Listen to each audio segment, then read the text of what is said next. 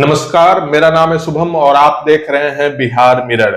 देखिए, बिहार में चुनावी साल है और चुनावी साल में जम करके राजनीतिक हलचल तेज हो रही है। हम लोग लगातार बिहार की राजनीति पे चर्चा कर रहे हैं। एक बार फिर से राजनीति चर्चा पे हमारे साथ मनीष यादव जुड़े हुए हैं। मनीष जी, बहुत बहुत स्वागत है बिहार मिरर पे। जी धन्यवाद। देखिए, बिहार में इस साल चुनाव होना है, बहुत ही कम वक्त बचा है। बिहार विधानसभा का चुनाव होना है, ऐसे में चुनावी सरगर्मी तो तेज है। वहीं दूसरी तरफ देखिए, जेडीयू में घमासान मचा हुआ है। वक्फ बिल संशोधन पारित हो गया, जेडीयू ने अपना स्टैंड क्लियर कर दिया। ललन सिंह, जेडीयू के सांसद नीतीश कुमार के बेहद खास, उन्होंने समर्थन किया, विपक्ष पे जम करके निशाना साधा। शुक्रवार की सुबह यह विधेयक पारित हुआ, जिसके बाद विपक्ष ने जम करके हंगामा भी किया और जम करके विपक्ष ने आरोप लगाया कि अल्पसंख्यक समाज के साथ नाइंसाफी की जा रही है। लेकिन जेडीयू को लेकर के जो लगातार संशय बना हुआ था कि जेडीयू अपना स्टैंड क्लियर नहीं कर रही, क्योंकि देखिए, जब इफ्तार पार्टी था तब भी नीतीश कुमार के इफ्तार पार्टी को कई मुस्लिम संगठन के लोगों ने बहिष्कार किया। वहां से ही एक बिहार में जेडीयू में कहीं ना कहीं घमासान देखने मिल रहा था। उसके बाद विजय चौधरी, हमने जिक्र भी किया था कि विजय चौधरी से जब पूछा गया तो उन्होंने गोलमटोल जवाब दिया था। लेकिन जब वोटिंग की प्रक्रिया शुरू हुई सदन में, तो वहां पे जेडीयू को अपना स्टैंड क्लियर करना पड़ा और पक्ष में, इस संशोधन बिल के पक्ष में जेडीयू ने समर्थन किया। उसके बाद अब तक 7 मुस्लिम नेता जेडीयू से इस्तीफा दे चुके हैं। लेकिन सबसे बड़ा सवाल यह है कि देखिए, चुनावी साल है और अल्पसंख्यक समाज में कहीं ना कहीं नीतीश कुमार की भी एक वोट बैंक उनका माना गया है। लेकिन यहां पे इस बात को मानिए कि केंद्र सरकार जिस तरह से नीतीश कुमार का भी सहयोग है, चंद्रबाबू नायडू का सहयोग है, चिराग साथ में है, मांझी साथ में है, ऐसे में एनडीए सरकार, केंद्र की सरकार इस बिल को अब जाकर के पारित कर रही है, तो क्या इसका जो नुकसान है वो नीतीश कुमार को होने जा रहा है? अब यहां पे मोदी सरकार इस पूरे विधेयक को अपने ठेकरे पे नहीं लेना चाह रही है, क्योंकि मोदी सरकार कहीं ना कहीं, जो केंद्र की सरकार है, वो इस बात को समझ रही है कि अभी हमारे साथ नीतीश कुमार की भूमिका मजबूत है, चंद्रबाबू नायडू की भूमिका मजबूत है। तो ऐसे में जब यह विधेयक आया है, देखिए, बीजेपी का अल्पसंख्यक से क्या वोट बैंक है वो तो हर कोई जान रहा है, वहां पे बीजेपी को नुकसान नहीं हो रहा है। अब देखिए कि जैसे ये पारित हुआ, जेडीयू ने स्टैंड क्लियर किया, वैसे ही 7 नेता, मुस्लिम नेता जेडीयू को छोड़ दिए, इस्तीफा दे दिया। तो ऐसे में नीतीश कुमार कहीं ना कहीं इस पूरे विधेयक में फंसते हुए दिख रहे हैं। कहीं ना कहीं नीतीश कुमार समर्थन देके एक बुरी तरह से फंस गए, उनका वोट बैंक यहाँ पे नुकसान हो रहा है। हाँ, आप जो ये वक्फ बिल जो है, अभी देखिएगा कि जो विजय चौधरी का जो आप हम लोग चला है उसका स्टेटमेंट था, और अभी जो ये पारित किए, इसके बाद जदयू में फूट पड़ता हुआ दिख रहा है। आपको सपोर्ट जितने भी, मतलब कहिए, उसका जो कोर वोटर एक तरीके से शिया सुन्नी और ये आपका बधिया तबके का जितना भी मुसलमान वोटर था, उसमें अब बिखराव देखने को मिल रहा है। और आपने सही कहा कि बीजेपी की सरकार 14 में आई, बहुमत में आई, पूर्ण बहुमत की सरकार थी, 24 तक वो सरकार पूर्ण बहुमत से चलाई। उस समय इसने इस बिल को पास करने की जहमत नहीं दिखाई, क्योंकि अब भी क्या हुआ कि इसका बहुमत में तो है नहीं, पूर्ण बहुमत से नीतीश का समर्थन है, चंद्रबाबू नायडू का समर्थन है। अभी ये अब क्या होगा, जब कभी भी इस बात की जिक्र होगी तो उसका सीधा सीधा बोलना होगा कि ये हमने नहीं किया, ये इन लोगों के समर्थन से हमने इसको पास किया। हाँ बिल्कुल, ये तो सही बात है कि अगर नीतीश कुमार समर्थन नहीं करते, जेडीयू समर्थन नहीं करती तो फिर दिक्कत, अगर चंद्रबाबू नायडू समर्थन नहीं करते तो दिक्कत था, ये पास नहीं होता। तो इस समय खासकर अभी बिहार में चुनाव है और यहाँ से 3 पार्टी ने समर्थन दिया और अगेंस्ट में आरजेडी खड़ी है, तो इसमें बहुत बड़ा आपको डैमेज कंट्रोल जदयू को होता हुआ दिख रहा है, जो कि आगे विधानसभा चुनाव में इसका सीधा सीधा फर्क दिखेगा। क्योंकि देखिए, 7 मुस्लिम नेता अब तक छोड़ चुके हैं और बड़ा आरोप भी लगा रहे हैं। देखिए, एक मुस्लिम नेता ने यहां तक लिख दिया कि हम लोगों को नीतीश कुमार पे भरोसा था, ध्वज वाहक थे, लेकिन उन्होंने मुस्लिम समुदाय के साथ धोखा किया, इस तरह के आरोप लग रहे हैं। देखिए, उन्होंने ये भी कहा कि हम लोग हमेशा से नीतीश कुमार को एक विश्वास के तौर पे देखते थे कि वो हर समाज के लोगों के साथ है, लेकिन जिस तरह से नीतीश कुमार ने यहाँ पे समर्थन देकर के कहीं ना कहीं छलने का काम किया अल्पसंख्यक समाज को, और लगातार इसको लेकर के जेडीयू में भी घमासान है।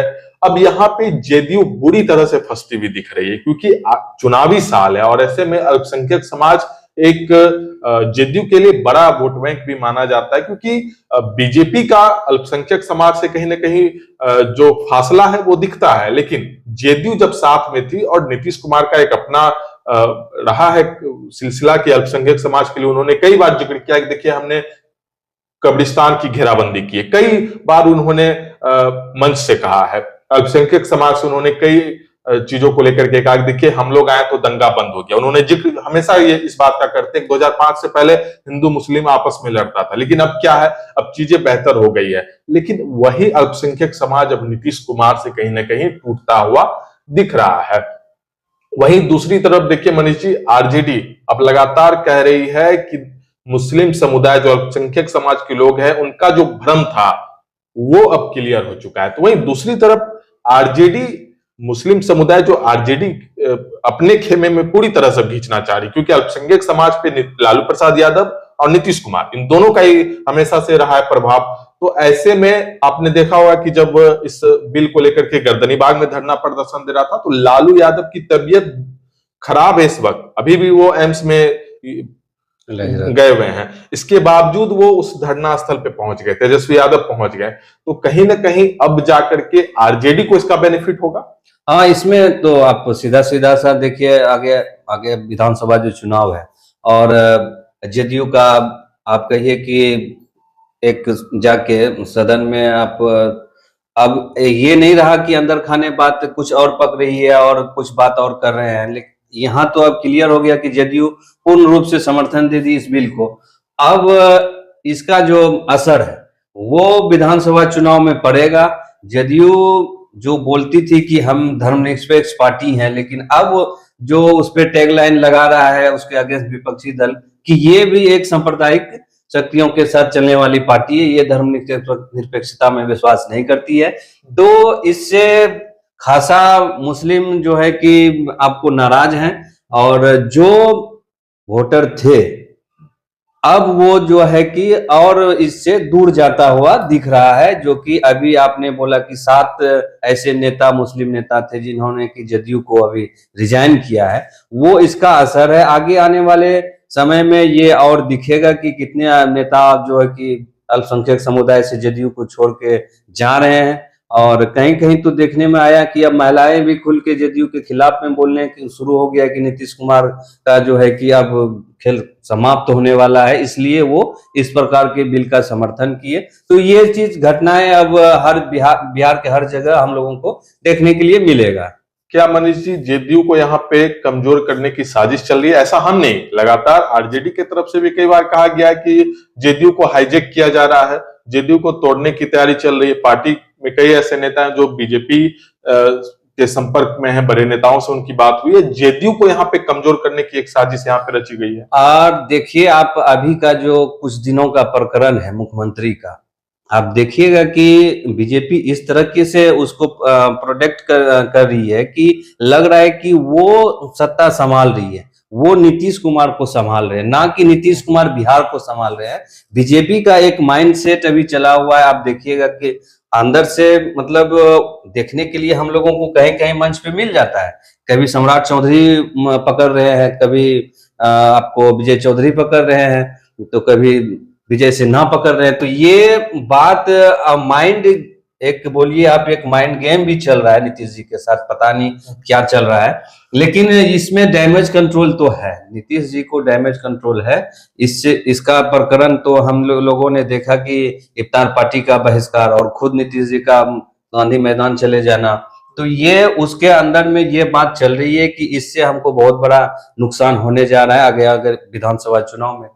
जी, अब मनीष जी हम लोग थोड़ा कन्हैया कुमार पे चर्चा कर लेते हैं। पिछले दिनों सीमांचल में उनका यात्रा था, पलायन रोको नौकरी दो, पप्पू यादव जम करके समर्थन दे रहे थे, उनके कई कार्यकर्ता कई समर्थक इस रैली को लीड कर रहे थे सीमांचल में।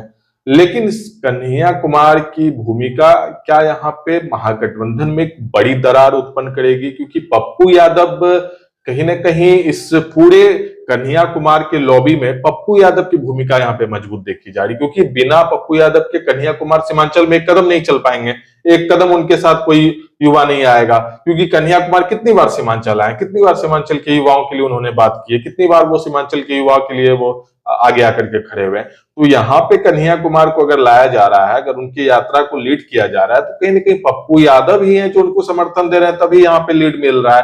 नहीं तो उनके कार्यक्रम में मुझे नहीं लगता कि एक भी युवा उनके कार्यक्रम पे पहुंचा है। जिस तरह से वो पलायन रोको नौकरी दो युवाओं की बात कर रहे हैं, नौजवानों की बात कर रहे हैं, तो फिर ऐसे में पप्पू यादव की भूमिका और कन्हैया मिलकर के क्या महागठबंधन में दरार लाएंगे? तेजस्वी के पॉलिटिकल कैरियर पे एक बड़ा ग्रहण लगाने की तैयारी में है। देखिए, कन्हैया सीमांचल में आए हैं, लेकिन जो भीड़ होना चाहिए, अभी तक के हम लोगों का जो सूत्र के हवाले से जो खबर आया है, उस प्रकार का भीड़ जो है कि पप्पू यादव के समर्थन के बाद भी वो इस रैली में नहीं जुटा पा रहे हैं। और रही सीमांचल में पलायन रोको नौकरी दो की बात, तो सबसे ज्यादा बिहार में अगर बात करें तो हमारे सीमांचल के लोग बाहर जाते हैं काम करने के लिए। वो चाहे जहां भी हो, दिल्ली, यूपी, पंजाब, जहां भी हो, वो बिहार सीमांचल से ही लोग जाते हैं। तो अगर आप सीमांचल में आके पलायन रोको की बात करते हैं और आप इससे यहाँ जुड़े नहीं है, तो जनता आपसे जुड़ेगी नहीं। युवाओं के साथ आपने यहाँ कितना प्रोटेस्ट किया, ये भी देखने की बात है।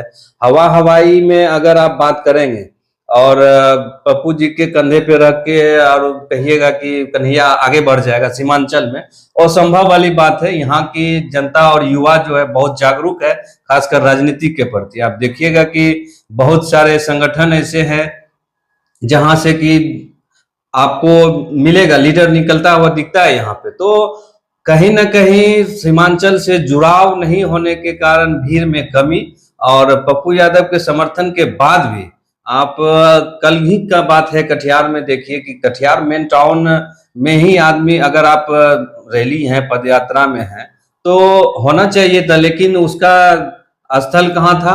कटिहार से 15 किलोमीटर दूर खेड़िया में था। तो इस बात से आप समझ सकते हैं कि कन्हैया कुमार का क्या असर पड़ने वाला है। और रही बात तेजस्वी जी के पॉलिटिकल कैरियर पे ग्रहण लगाने की बात, अभी तक के जो इनका पद यात्रा है, तो वैसे मतलब देख के लग नहीं रहा है कि कुछ असर खासा डाल पाएंगे कन्हैया जी। तो आपने सुना कि एक तरफ नीतीश कुमार की पार्टी जेडीयू में घमासान है, तो वहीं दूसरी तरफ पप्पू यादव और कन्हैया कुमार मिलकर के महागठबंधन में एक नई गाथा लिख रहे हैं। हालांकि इस पूरे मामले पे आपकी क्या राय है, आप इस वीडियो के कमेंट सेक्शन में जरूर लिखें।